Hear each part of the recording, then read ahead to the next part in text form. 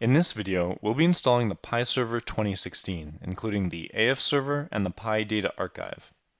Both of these components will be installed on this same machine, and its name is listed here in the top right corner, PI SRV 2016.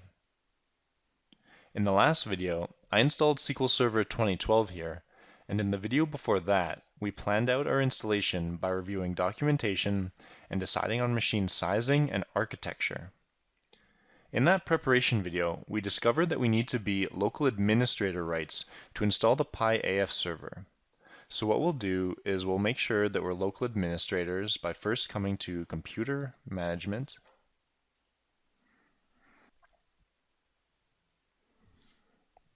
and in our local users and groups, we'll check the administrators group and confirm that my personal account is there. So that's it, OSI GA Mercer. So I know that I'm a local administrator to this machine. Next, we'll check to make sure that we're SysAdmins on the SQL Server. To do that, we'll open up the SQL Server Management Studio.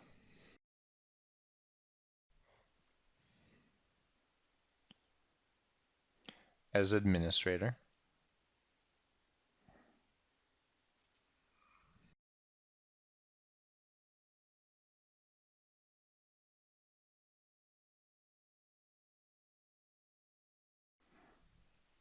And after connecting to our appropriate instance, we'll check our security logins. And here we'll see our local administrators group. And here in server roles, we'll see that the local administrators rights has sysadmin rights to the SQL Server. And so now we know that I'm a local administrator, and anyone who's a local administrator is awarded sysadmin to the SQL Server. So now we're sure that we'll be able to install our PI AF install kit and install the PI AF SQL database. So let's close out of this. And the last thing we'll do before we start installing our PI AF server is verify the steps based on our architecture. So we'll do that by checking the PI live library again.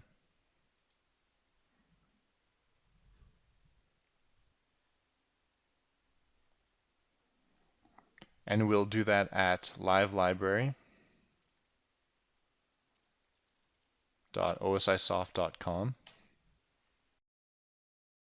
And after selecting the PI server documentation, we'll find the appropriate version, PI Server 2016.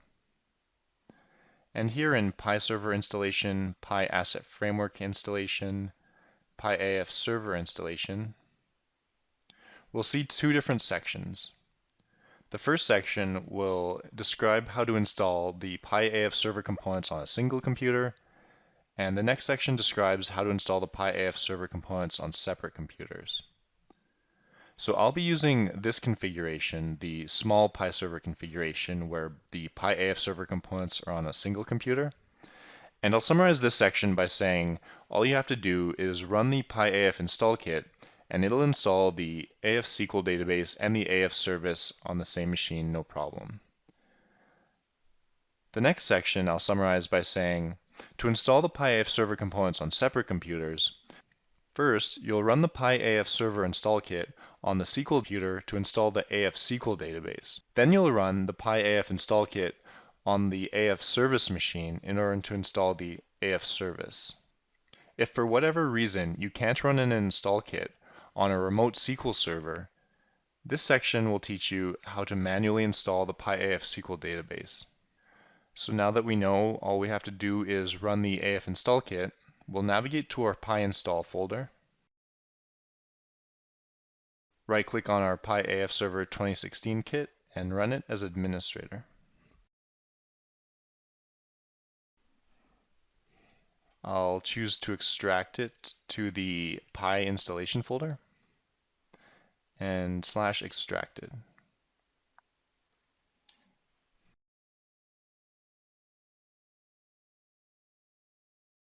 This intro screen shows us that we need to install Microsoft.NET Framework 4.6.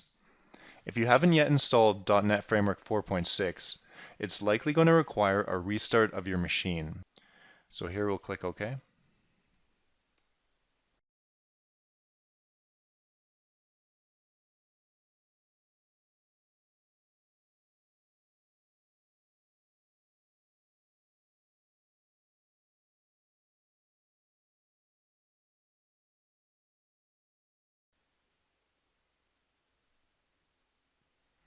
We'll finish off the installation.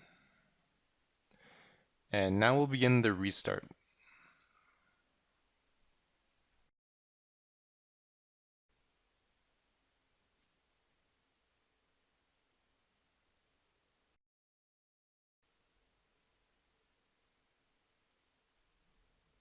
After the restart, our install kit will automatically run again, and we'll click yes.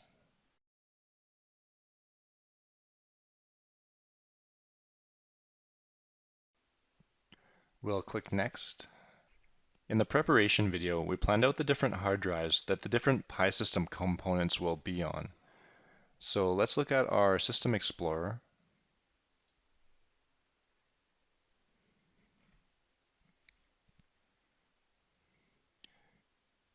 Here we can see the name of my different hard drives. I'll be installing all of the installation files on the E drive for PI Server.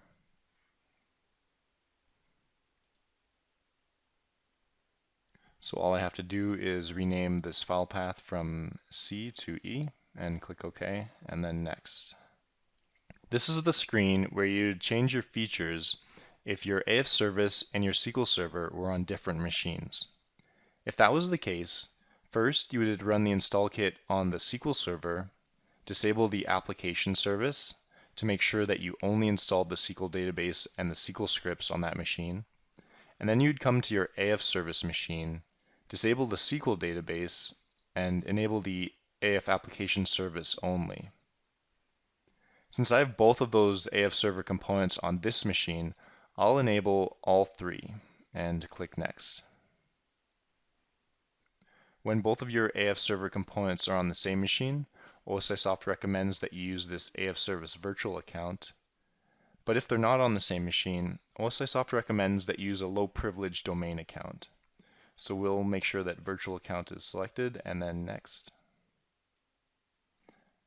And here we know that this is the appropriate instance of our SQL Server on this machine that we're using currently. So we'll click next.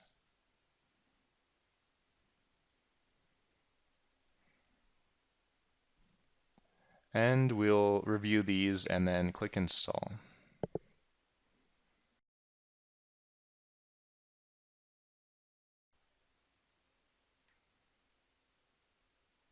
So this screen will indicate that all of our components have been successfully installed or previously installed. So we'll close here. And now to confirm that the AF server is running, what we'll do is we'll open up our services window.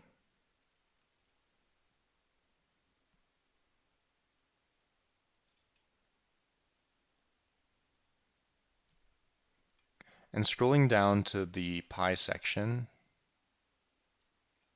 we'll see that the PI AF application service is running.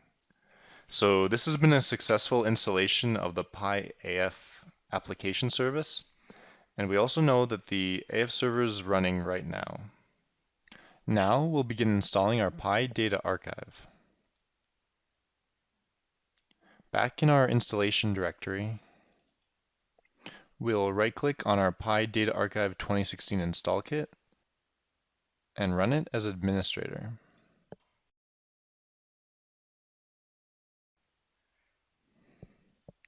Again, I'll be extracting it to the PI install folder /extracted.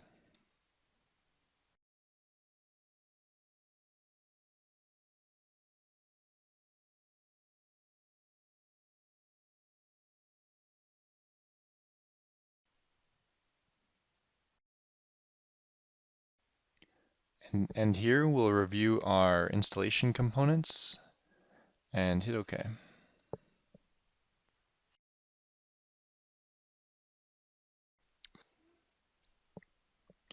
The first thing we're asked is to provide a PyLicense.dat file. This file ensures that our PyData archive is registered. And the way we get a PyLicense file is by taking a machine signature file unique to each machine and then uploading it to the OSIsoft tech support website. And then we'll be allowed to download the appropriate license file for our machine. So this install kit automatically creates a machine signature file. So if I copy this file path and paste it into an Explorer window, we can see here it's in the Documents folder. So what we'll do now is navigate to our OSI website,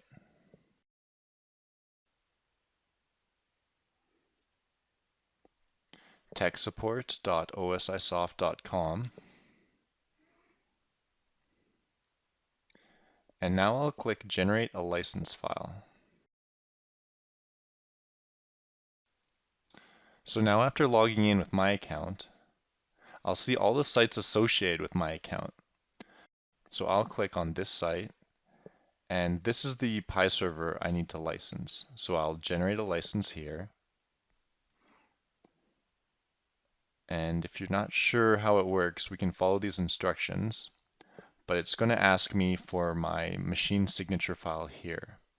So what I'll do is I'll browse, and here in my Documents directory, I'll find my Pi Server 2016 MSF, or machine signature file.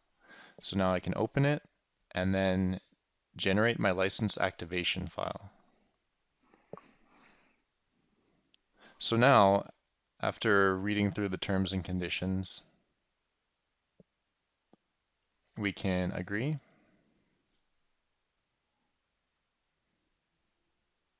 And now I'll download my activation file and save it to disk.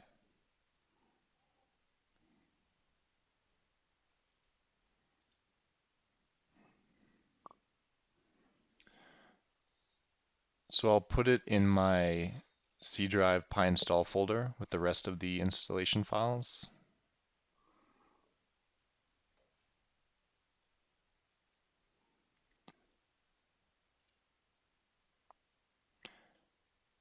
And now I'll go there and extract them.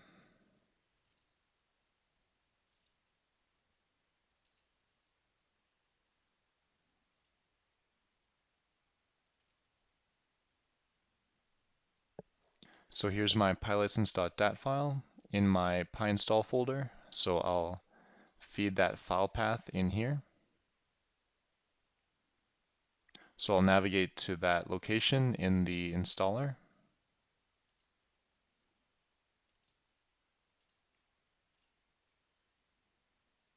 And you can check your point count and your serial number, and then we'll click Next. The default asset server is also known as the PI AF server, and we saw earlier in the video that that's going to be PI SRV 2016, so we'll click Next.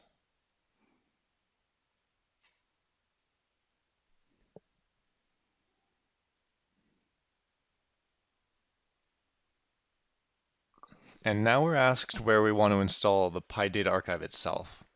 So like the AF server, we'll end up installing it on our E drive. So I'll just change these C's to E's and then click Next. And now we have some other drive decisions to make. But since the preparation video, we've already decided which hard drives our archive files, our Q files, and our backups are going to go. So if I navigate to my computer, I have 5 different hard drives. So I'll put my Q files on the G drive, and my archives will be on the F drive. And we'll see that they're already set that way, where my archives are on F and my Qs are on G. So the historical archives will automatically detect the drive with the most space on it and choose that one, and then event queues will be the second largest. And down here we can see some automatic archive settings based on our system specs. So I'll accept all these and click Next. And just close some windows while we're waiting for that to load.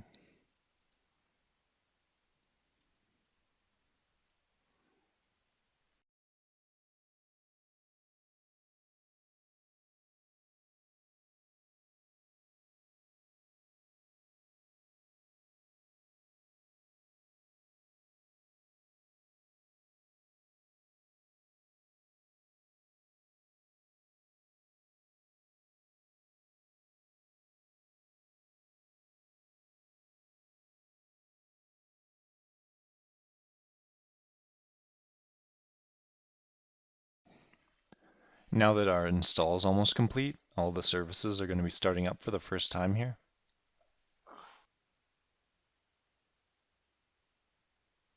So now that they've all started up, we'll click Next. And it looks like we need one more restart to finish. So here I'll click Yes.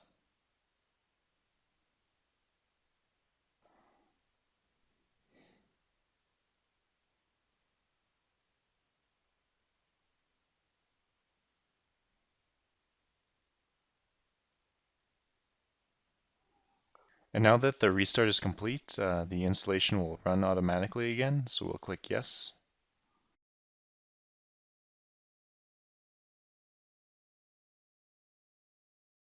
And now it looks like all of our PI Data Archive components are successfully installed.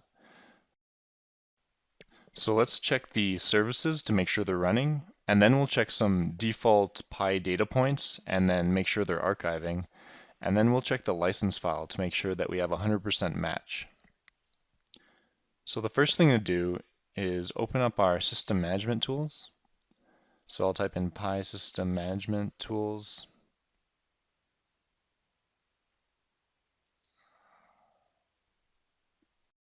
And I'll participate.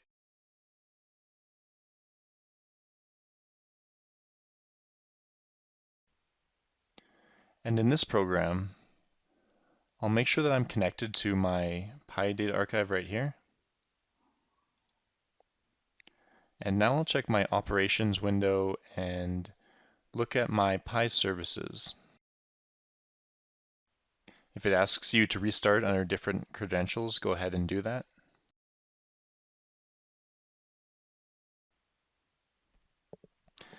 And now here we can see all the PI services that are associated with the PI Data Archive.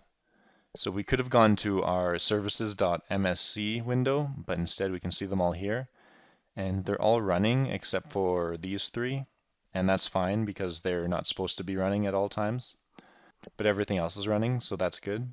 Next we will look for our default PI data points. So in every PI Data Archive installation, it comes with default PI points that are the results of simulated data. So here in the Data Current Values field, we'll search for those automatically generated PI points. And we'll run a tag search with asterisks in all the fields.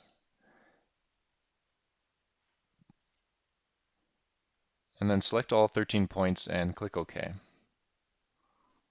So here I can see things like BA active.1, BA conc.1, and BA level. And we can see that these randomly generated points are actually pretty recent, and they're getting values. So we know that these points are getting updated. Now let's go make sure that they're archiving appropriately. So here in Operations, we'll click the Snapshot and Archiving Statistics. And here we can see we have 56 archived events. And if I go refresh the page, we can see that that number will grow. So we know that there's actually events that are being archived in our archive files. We'll run one final check, and that's the license. So here in licensing, we'll check our usage and see that we currently have a 100% match. So what that means is that the machine signature file that we uploaded to the website is the exact same machine signature that we're currently using. Here in the General tab, we can also see our installation ID and maximum point count. Finally, we'll complete some of our OSIsoft best installation practices. So here in the Archives tab, we can see that the current archive is right here. It's in our best practices to create 2 empty archive files so that if this archive fills up and there's no space to create new archives, there's still places for the data to go. So what we'll do is right-click and create new,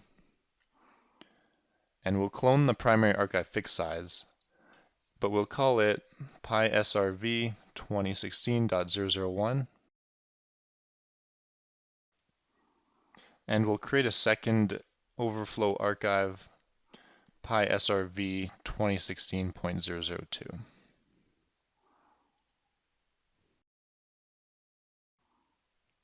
What we'll do next is make sure that the PI data archive is aware of the time zone changes. This step requires a command prompt, so I'll start and open up the command prompt. And I'll navigate to /d %PIServer% and then the ADM directory. Here I'll run pidiag.exe --tz. And what we can see here is that the PI data archive is aware of very few daylight saving times rule changes.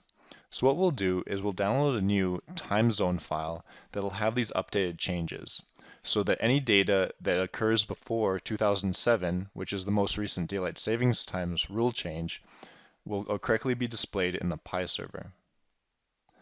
So we'll open up our Internet Explorer, and back at techsupport.osisoft.com, we'll download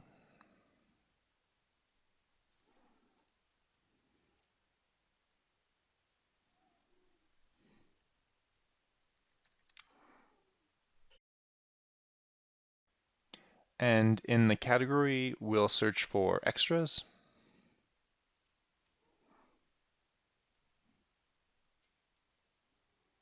And the file we're looking for is localhost.tz for the appropriate time zone. I happen to be in Canada, so I'll download this file.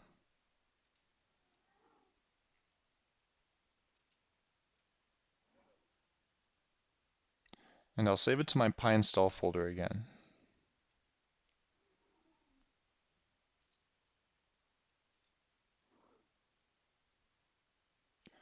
So this file needs to be sent to the PI server dat folder. So what we'll do is we'll open a second Explorer window.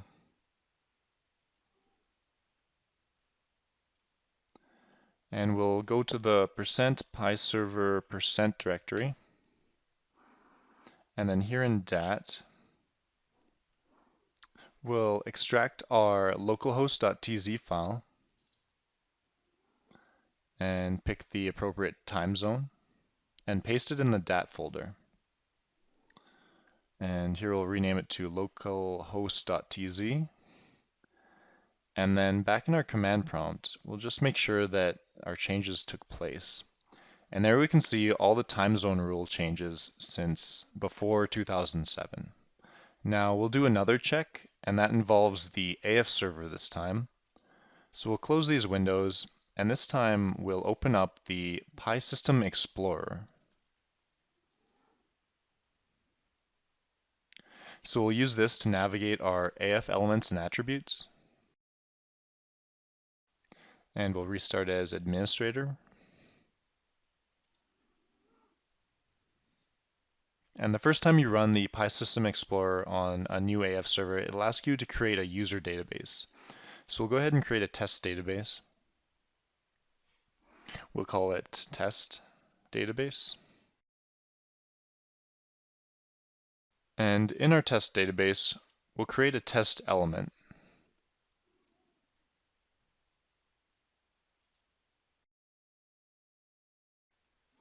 We'll call it test elements. And then we'll check in our changes to save them.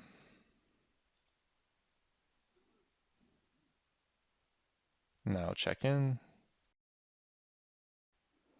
So I had no problems creating my test element, so we know that that's working appropriately. And now we'll configure the MDB to AF sync. The MDB, or module database, is used to hold some configuration information for older versions and legacy pieces of the PI system. So the way we organize the MDB to AF sync is here in the AF link tab. And we'll just run the sync wizard. So we'll click next.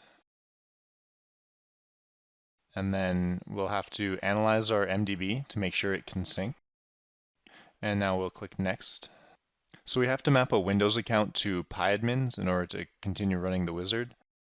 So we will create a new mapping here. And we'll search for the Local Administrator's account.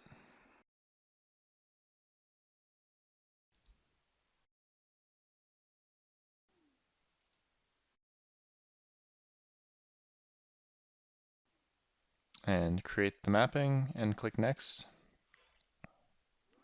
And now we'll need a sync database. So we have to create a new database by connecting to our asset server.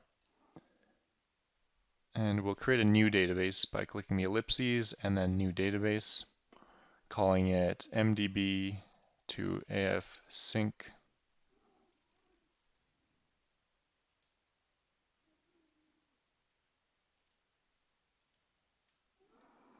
And next.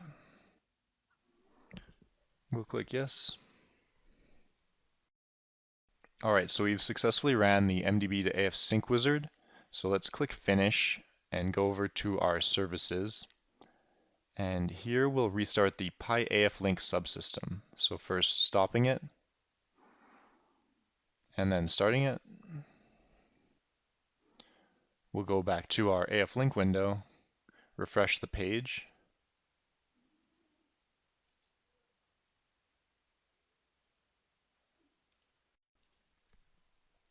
And after a while, it'll show that our module database is in sync.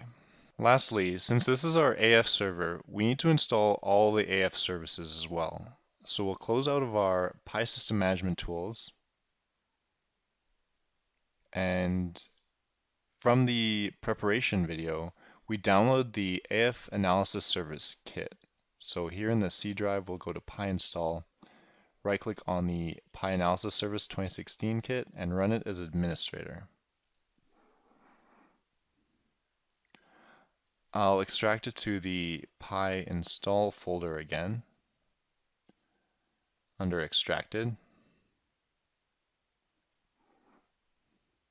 Clicking OK.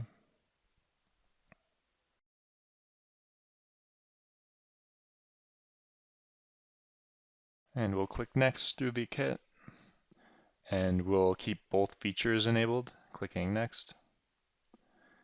And here's the PI AF server, which is, of course, the PI SRV 2016.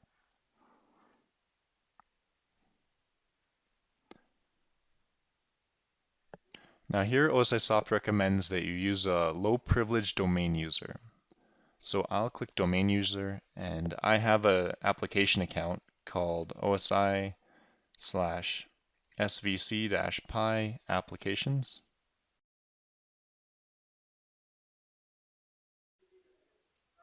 And now we'll finalize the install.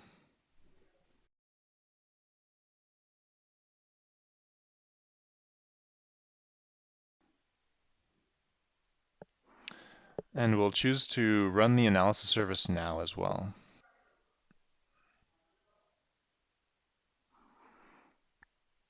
So we can see that the PI analysis service is successfully installed. And that was the last task in installing a PI server. So in this video, we finished off our installation by installing the AF server and then the PI data archive, and then verifying that the install was successful before making some important configuration changes. So now that we can say that we have a successful installation of the PI Server 2016. If you're looking for other information on how to manage a PI data archive, we have a video series on how to manage archive files and check archiving health, as well as other learning resources like how to set up backups for the PI data archive, how to configure PI server security, and buffering with a PI buffer subsystem.